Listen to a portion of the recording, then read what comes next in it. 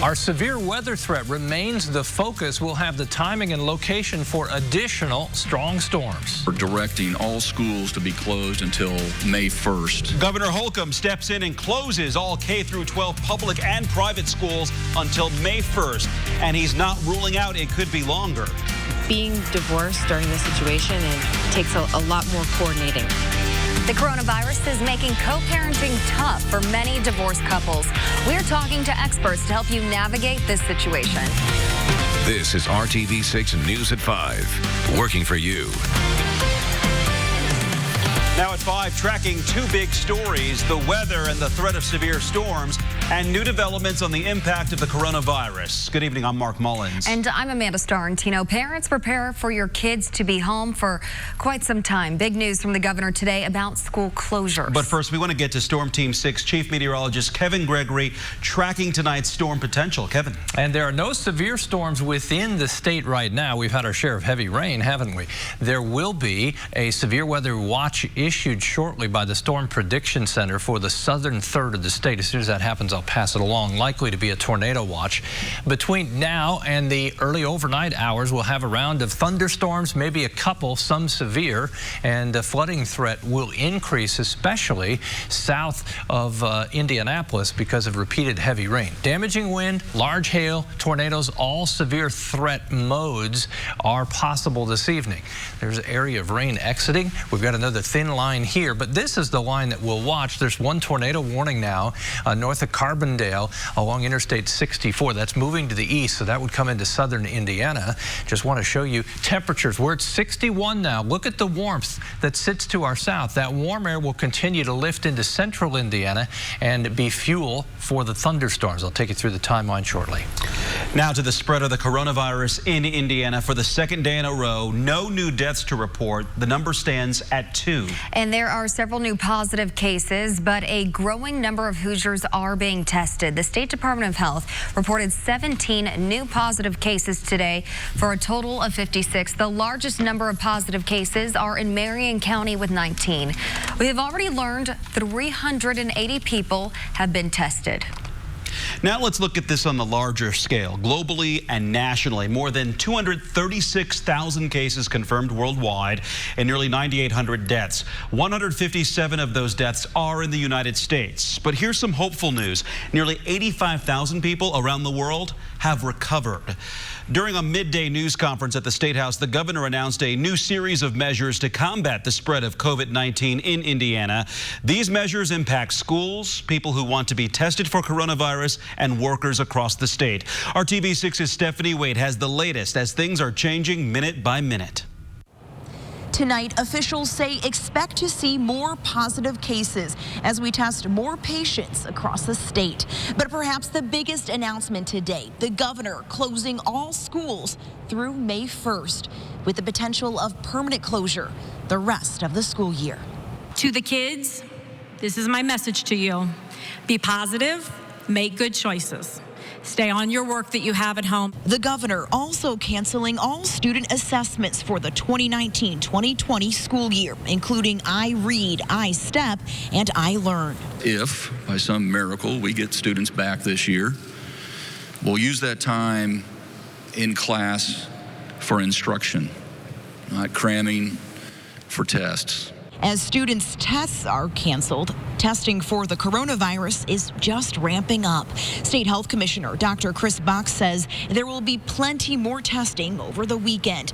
And they'll soon be releasing more information about the people infected, including age ranges, but highlighting hospitals are still limited on equipment. I do not see a need to test the young, basically healthy person or even children that have these symptoms, because that is not the population that we want to expend all of our resources. As for businesses, Governor Holcomb says the unemployment rate is at 3.1% right now. We had 3,100 Hoosiers file for unemployment insurance benefits this week last year. Over the course of the last 3 days, the same week a year later, Monday, Tuesday, Wednesday, we've had 22,583 Hoosiers file.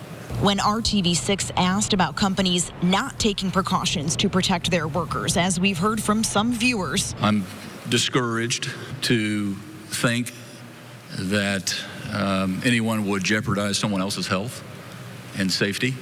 And I would just appeal to their sense of decency to adapt to the facts. And should we need to take further steps, we will. Working for you, Stephanie Wade, RTV6. Well, the governor is also delaying state income tax payments from April 15th to July 15th. There will also be no evictions or foreclosures during this public health crisis. And the governor says he wants to postpone the May primary election, but the state has not officially decided that yet. Restrictions and closures to stop the spread of the coronavirus are already making a big impact on businesses and their employees. If you're looking to support local businesses that are facing a tough road ahead, you can find a list of restaurants at theindychannel.com that are open tonight for carry-out or delivery. RTV6's Rafael Sanchez shows you how the city of Greenwood is working on a similar list to encourage people to shop local. The State Road 135 corridor in Johnson County is among the busiest for restaurant owners in Greenwood, each now looking for a slice of business impacted by the coronavirus. It's decimated business. It has for all restaurants. Fortunately, we already had carry-out and delivery in place at all 3 locations, so that's what we're relying on now. Mick McGrath owns Giacomo Pizza in Old Town Greenwood. He has 2 other locations and cuts paychecks for nearly 150 people.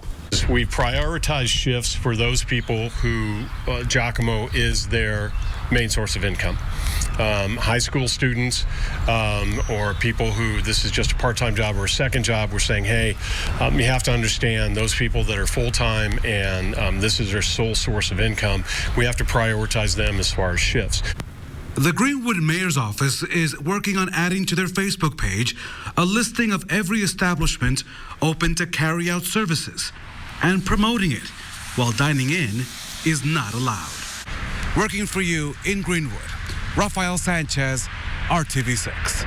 And the owner of the cake bake shop says she is forced to lay off her staff and coronavirus concerns. Now, the restaurant has locations in Broad Ripple and Carmel and has 170 staff members. In a Facebook post, the cake bake shop said they are doing everything in their power to get some relief support for employees. All tips received at both baker counters will be divided and shared with servers. Working together, our commitment at RTV6 to share the stories of how your neighbors are working for you to make a difference during this challenging time. Church leaders and local businesses are putting in extra hours to make sure Hoosiers' spiritual needs are met. RTV6's Megan Sanctorum shows how they plan to keep people connected while also keeping them safe. Whether it's through music, live streams, or a drive-through prepackaged communion station, churches in the area are finding ways to connect with the community. These are very challenging times for everybody, for people who are used to worshiping together, serving God together. We have to get creative right now. David Faust is the associate minister at East 91st Street Christian Church. Today, a small group met to create a prayer and music video for people of all faiths. We recognize that not everybody worships God in exactly the same musical style. So we're creating a series of short 10-minute videos. Faust says communion is a big part of their Sunday worship, so this weekend they'll host a drive-through station. We will have some gloved volunteers, caring people, hand them, if they would like, a little communion set so that they can take communion on their own. They're able to do that thanks to a Brownsburg business, World Communion Cups. The owner there says business has picked up over the past week or two as church leaders look for ways to stop the spread of the coronavirus. We've been getting calls from all over the country. We are slammed right now with business. It's been this way for about 2 weeks. We've been working 12, 14 hours a day, 7 days a week. But it's work both men say is needed right now as people turn to their faith during uncertain times. God's people can meet the needs of others around them. We can point people to the hope that we have in the Lord. we can encourage one another and help one another in practical ways. Working for you, Megan Sanctorum, RTV6. Now, earlier this week, Catholic bishops in the state of Indiana canceled public masses until further notice. The Archdiocese of Indianapolis is encouraging parishes that can do so to stream their masses online. One of them is St. Christopher Catholic Church in Speedway. Father Jude Merrill said Mass this morning in an empty church, but you could watch and pray online. St. Christopher will be streaming the daily 9 a.m. Mass as well as Masses on the weekend. Hundreds of thousands of kids are out of school, and we learned today they will be for weeks. District staff are starting to get a little creative with how to support students and their families during this time. One Hendricks County school is providing meals in a way you can't miss if you drive by. RTV6's Alyssa Donovan explains. There are just over 5,500 students in the Plainfield Community School District, and some of those kids depend on school for their daily meals. But since school is closed, the district has gotten creative with how they bring breakfast and lunch to any student that needs it. This is the Quaker Break food truck. There you go, buddy. There's yogurt in there, too. We are serving peanut butter and Crustables, and with the allergies, it's ham and turkey, cheese, like a Subway sandwich. There you go, my dear. There you go. Enjoy. And Pop-Tarts or yogurt for tomorrow morning's And breakfast. they get cookies or chips. The friendly faces in the window, Leanne and Tammy, both cooks for Plainfield Community School District. Oh, I love this thing. We love the bus. Yes, we love the bus. You know, it was sitting there at the bus garage, and so why not put it to use serving meals? The repurposed school bus is typically used as part of a life skills program for high school students. They're learning customer service skills, how to greet somebody when they approach them. But as COVID-19 causes closures, it's now the mobile feeding unit for Plainfield Community Schools. Hi, guys. Everybody get one? Families adjusting to e-learning, grateful for the food and a reason to step outside. Sat at the kitchen table this morning. The lesson plan for my son was there a little after 8 o'clock. And we began right away. He's enjoying it, and we take a break about now. And the bus is one of 4 vehicles circulating the district to feed thousands of kids stuck at home. Thank you. You're welcome. Come back to see us tomorrow, okay? Okay. But this one is definitely the most eye-catching. There we go. I'll be over there. Next stop. Working for you, Alyssa Donovan, RTV6. And the district will be operating the mobile sack lunch service through next week. Then it's spring break, and after that, they will reassess. If you live in the district, you can find the schedule for all 4 of the mobile units on our website at theindychannel.com. Back in the before time, before I licked your nose or sniffed your shoes, before you bought my bed and bowl, before the place you picked me out, I ran with a mob of mutts. Wayne Township School Superintendent Dr. Jeff Butts is inviting kids to join him for a story during lunch on Tuesdays and Thursdays via his YouTube channel. It just started today. His wife will pick out a book for him, and he'll read it from one of their school libraries at noon and on Tuesdays and Thursdays for as long as school is out. His channel is Wayne Township Super, so you can subscribe. Now, Wayne Township staff are using the district empty buses to deliver meals to kids around the district every day. You can find the schedule on the district's website. And RTV6 is going to keep sharing stories of all the ways Central Indiana communities are working together during this tough time. But we do need your help. If you know of a group or person working to change lives as they navigate the coronavirus crisis, get in touch with us. Send an email to workingforyou@rtv6.com. Still ahead at 5:30 on RTV6, a special half hour devoted to the coronavirus pandemic, how it's impacting communities across the country, and sorting out fact from fiction. And just ahead here at 5, COVID-19 has hit 2 members of Congress. New precautions to tell you about at the federal level when it comes to the coronavirus itself and its impact on the U.S. economy. And just issued that tornado watch I was talking about just south of the RTV6 viewing area, south of the Vincennes to Bedford to Seymour line. There have been severe storms in Illinois. They're moving quickly to the east-northeast. What's ahead for you coming up? 0 first month payment and 0 to its signing. Practically just sign then drive. An improvement on Wall Street today. Stocks closed with solid gains after a rocky start this morning. The Dow closed up a little under 200 points. Investors may be cautiously optimistic after the Federal Reserve took steps to support the faltering economy in the wake of the coronavirus. And of the thousands of U.S. patients with COVID-19, 2 are now members of Congress. As Washington grapples with the staggering economic impact from the outbreak, the president revealing today more new steps to help the economy as tens of thousands file for unemployment benefits. ABC's Inez de la Huerta is in Washington with the latest. With the amount of confirmed cases of COVID-19 in the U.S. now surpassing 10,000, the president zeroing in on how to help the economy recover. When we do get rid of the virus, we're going to be able to just really, I think, go like a rocket. I think the economy is going to be fantastic. Revealing he is working with the tourism industry. We will be helping the airline industry. We will be helping the cruise ship industry. We probably will be helping the hotel industry. And the president adding he would support restricting the ability of companies that receive government support to engage in stock buybacks. It's very hard to tell them not to, but I would tell them not to. After signing a $100 billion stimulus plan into law, the president is also pushing Congress to approve another $1 trillion package to help the economy, which could include 2 rounds of checks sent to most Americans. The first checks would be $1,000 per person, $500 per child, sent out on April 6. A second round of identical payments could be sent out on May 18. The American people need help, and they need it fast. This will deliver it. Even as 2 of their own test positive for the virus, Republican Mario Diaz-Balart and Democrat Ben McAdams, lawmakers on Capitol Hill are scrambling to pass that aid. Our goal is to make sure that no one, no worker, no family, no one loses a paycheck or goes into financial ruin as a result of the coronavirus. Unemployment numbers are projected to spike. Applications for unemployment benefits surging by 70,000 last week. With schools closed, this bus driver in Kansas was laid off. I'm guessing somewhere between 4,700 and 5,200 bus drivers all of a sudden aren't working. On Monday, the New York Stock Exchange is temporarily closing its floor. The markets will remain open, but traders will now work remotely from their homes and offices.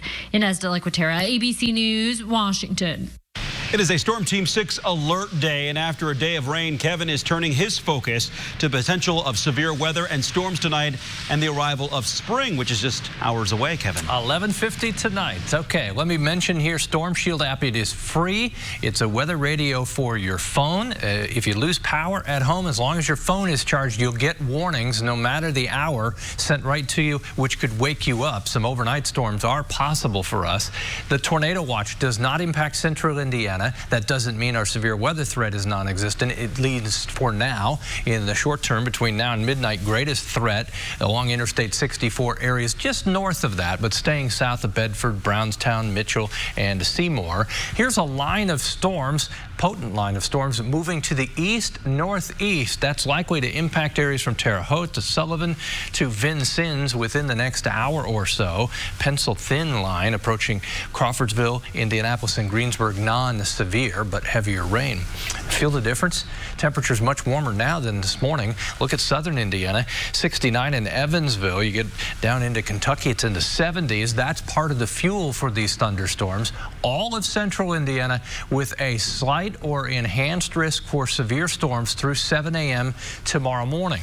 Pick up the timeline, and if I have to draw a line, I would just say from Terre Haute to Indianapolis to Muncie, southeast will be the most likely area for the stronger storms, the heavier rain, and the flooding threat. There we are at 9 o'clock. First push of strong to severe storms moves through. Then as we go 11 o'clock into the overnight, there's another push basically over the same area, Terre Haute, Indy, Muncie, southeast, and then will make its move out of the state first thing on Friday morning. What replaces it? After a morning shower, look at how temperatures fall. 64 to 8 a.m., but dress for temperatures that will be in the 40s as you come home from work later in the day. That will set up what will be a cooler weekend, too. The wind will be strong, gusting to 30 miles per hour through the day Friday. Forecast then, intensifying thunderstorms with greater coverage early tonight. falling temperatures tomorrow as we dry out. Chance for any rain on Sunday, just 20%. The same on Monday. Temperatures back in the 60s with a daily chance of rain Tuesday through Thursday. Kevin, thank you. Divorced parents navigating coronavirus in the best way possible for their kids.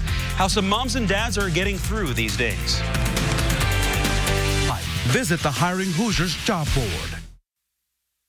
Coronavirus concerns are making things especially tough on divorced parents. RTV6 reporter Kara Kenny joins us now with how some families are getting through this time and what family law attorneys say you should do. Normally, the city-county building here in Marion County would be hustling and bustling, but right now the courts are only handling essential hearings, which means many divorced parents are left to figure things out on their own. Being divorced during this situation takes a lot more coordinating, I think, than for families who are in the same home. Kelly Hage is a divorced mother with 2 children. She shares 50-50 custody with her ex-husband. In their arrangement, they swap every couple of days. But her ex just had surgery and was hospitalized for months. And she wants to make sure everyone stays healthy and honor their arrangement at the same time. But right now, we are still planning on starting our normal custody this weekend. So because we can just walk them over, it's a little bit easier. But if my kids have symptoms, he's not going to be seeing them. My daughter actually had strep, and I can't risk exposing him to those kind of illnesses because he just can't get back in the hospital. Yes, parents need to be expecting a delay, and that's why we're encouraging being reasonable, modeling healthy behavior, trying to stay healthy. The courts have already shut down to essential hearings only for the most part.